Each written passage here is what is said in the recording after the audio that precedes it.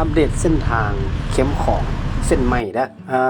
มื้อนี้จะเล่าประสบการณ์ให้ฟังเกี่ยวกับการเดินทางเลาะอยู่แถวนครหลวงนี่แหละเอาประสบการณ์มาแบ่งปันพี่น้องทางแถวเข้มของเส้นนี้ถือว่าห้ามจอดเด้อมันจะมีป้ายห้ามจอดห้ามหยุดเลยล่ะแล้วก็จะมีเส้นเบื้องขวาให้รถถีบรถจักรแล่นทางเข้มของเส้นนี้ซาค่อยคิดว่าต่อไปอนาคตหลังจากที่สร้างแล้วต้องมี3แยกอยู่แถวเข้มของแถวไฟแดงลาวเยอรมันนี่แหละเบื้องขวานี่น่าจะเจาะอยู่นี่เป็น3แยกตอนนี้พอดีมาฮอด4แยกไฟแดงลาวเยอรมันเป็นโรงเรียนเทคนิคลาวเยอรมัน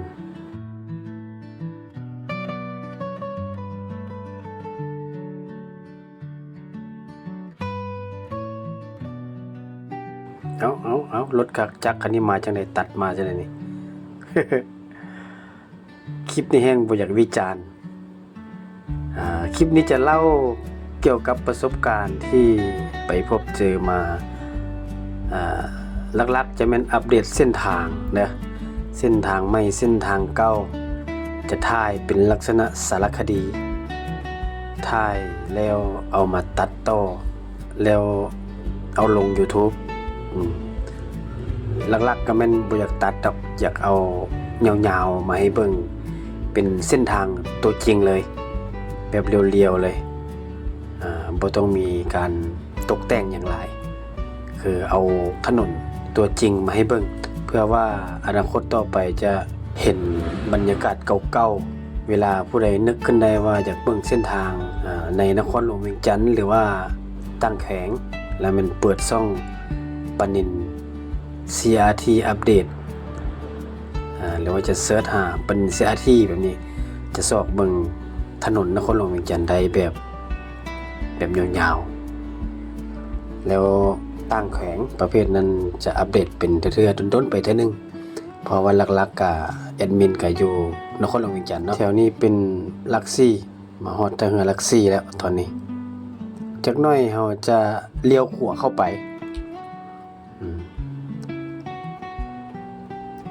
ตอนนี้ถนนเส้นนี้อย่างสภาพแบบนี้แล้วถนนคิมของอันเพิ่นยังให้เข้าอยู่บอนทางหลัก4นี้อยู่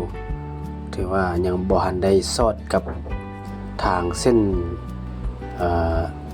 อย่างเอิ้นว่าโรงแรมแลนด์มาร์คยังบ่ได้พอด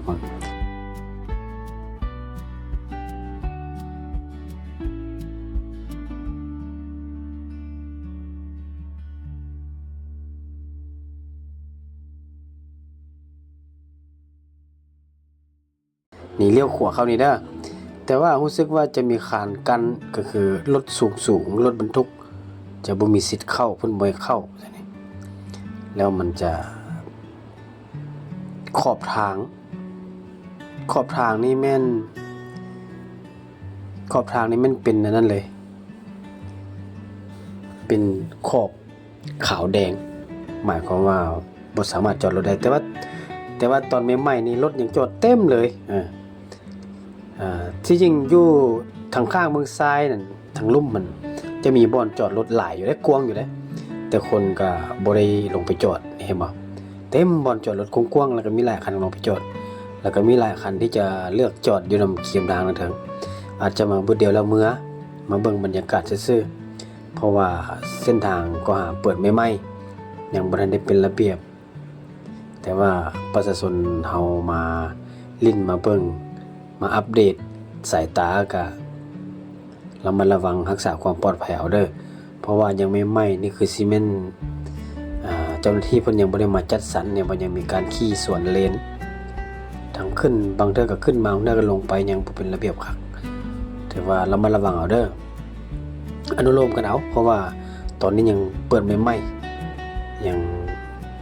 ระเบียบยังบ่ทันเคร่งครัดแล้วก็อีกอย่างหลายๆคนก็เข้ามาทางเส้นนี้เพื่อมาเบิ่งซื่อๆมาอัปเดตสายตาซื่อๆมาเบิ่งวิวก็งามๆเด้ฟังทาง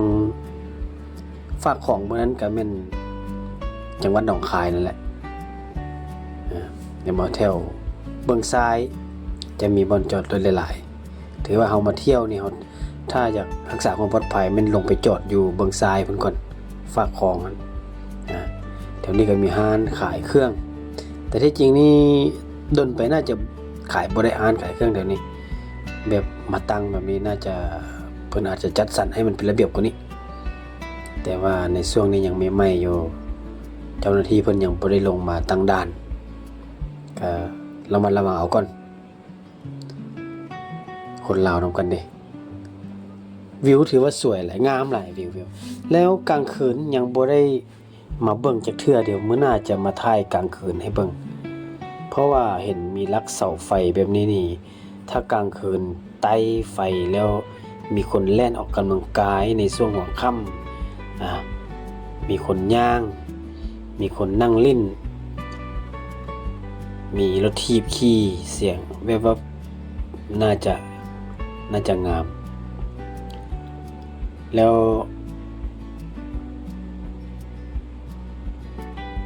เบิ่งน้ำของถือว่ารู้สึกว่าสุดใส่หูใส่ตาเลยเด้งามวิวนี่งามหลายเบื้องซ้ายแถวนี้ก็มีบ่อนจอดรถเห็นบ่แต่ว่าบางคันก็ยังเลือกจอดอยู่ทางเทิงถือว่าบ่ว่ากันเนาะเพราะว่ายังบ่ทันได้เป็นระเบียบถือว่าอยู่ในขั้นตอนที่รอท่าการจัดระเบียบให้ระมัดระวังเว้าแล้วก็เว้าอีกเพราะว่ามันรู้สึกว่าแออัดหลายมาไกลๆเข้ามาแล้วมันแออัดหลายเดี๋ยวนี้มันต้องได้ค่อยไปค่อยมาเพราะว่ารถหลายคันก็ยังบ่ฮู้ว่าสิขี่ขึ้นหรือขี่ลงส่วนไปส่วนมาอยู่ทางเส้นนี้ยังรอท่าการจัดสรรความเป็นระเบียบอยู่เด้อเพราะว่าเส้นทางสร้างใหม่ก็หาเปิดใหม่รู้สึกว่ายังบ่มีการประกาศอย่างชัดเจนว่าเป็นเส้น two way หรือ one way ขี่ขึ้นหรือขี่ลงหรือว่ามีแล้วบ่ค่อยยังบ่เห็นแอดมินยังบ่เห็นถ้าบ่ได้ฮู้ว่ามีการประกาศให้ขี่เป็น two way หรือ one way แม่นคอมเมนต์บอกให้ได้เด้อแบ่งปันความรู้แถวนี้เป็นลานกว้างเติบเด้คิมของเมืองขัวหันมีพนักมีหัวกันตกงามกว้างวิวดีหลักๆมันยังมื้อแลงช่วงตะเวนใกล้จะตกดินแถวนี้มื้อหน้าจะมาถ่ายเบิ่งว่าตะเวนตกดินแถวนี้งามบ่แต่คิดว่าน่าจะโอเคเพราะว่าคิมของแถวๆนี้มีจุดเบิ่งตะเวนตกดินหลายบ่อนได้และบ่อนนี้นี่ก็อีกจุดนึงแหละคิดว่ามาเบิ่งตะเวนตกดินยามมื้อแลงนี่น่าจะงามมื้อหน้าจะมาถ่ายยามตะเวนตกดินให้เบิ่งบรรยากาศนี่คือว่าเป็นตาสดชื่นหลายแต่ว่ามื้อนี้ขี่รถใหญ่มาก็เลยอัปเดตเส้นทางบ่ได้เจตนาถ่ายบรรยากาศแต่บรรยากาศเป็นลักษณะอัปเดตหนทางเพราะว่าช่องปานินเซียที่เฮาเป็นช่องอัปเดตเส้นทางถ่ายให้เบิ่งเส้นทางสภาพเส้นทางทางดีทางบ่ดีมันปนกันไปอุบัติเหตุหรือว่าวิวของเส้นทางที่สวยงามถือว่าในช่องนี้เขาจะซอกรวบรวมมาอาจจะเป็นเครดิตของคลิปบนอื่นได้แล้วก็เป็นคลิปของช่องที่ไปถ่ายเองได้แต่คันมันคลิปลองฟอร์มยาวๆนี่แล้วมันจะถ่ายเองจะ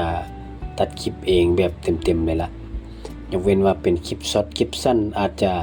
เอามาจากเพจอื่นที่มันเป็นช็อตที่คัก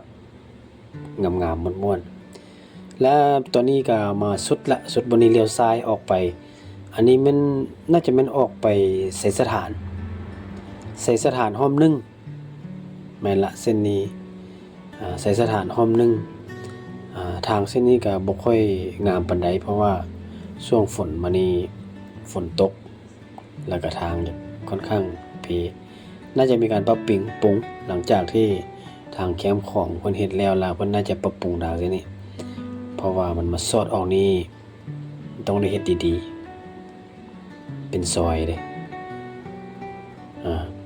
ออกไปนี่แม่นออกไปใส่วงเวียนจินาโมเด้อเพื่อว่าอาจจะมีบางคนที่บ่ฮู้จักทางเขตนี้ทางเส้นนี้อาจจะบ่ฮู้ชื่อมันแล้วแอดมินละซอกชื่อซอกชื่อสถานที่ออกใส่เข้าใส่อัปเดตให้ฟังเพื่อว่าอยากมาลิ้นมาเที่ยวเพราะว่าคนตั้งแข่งกันนครหลวงเวียงจันทน์เพราะว่า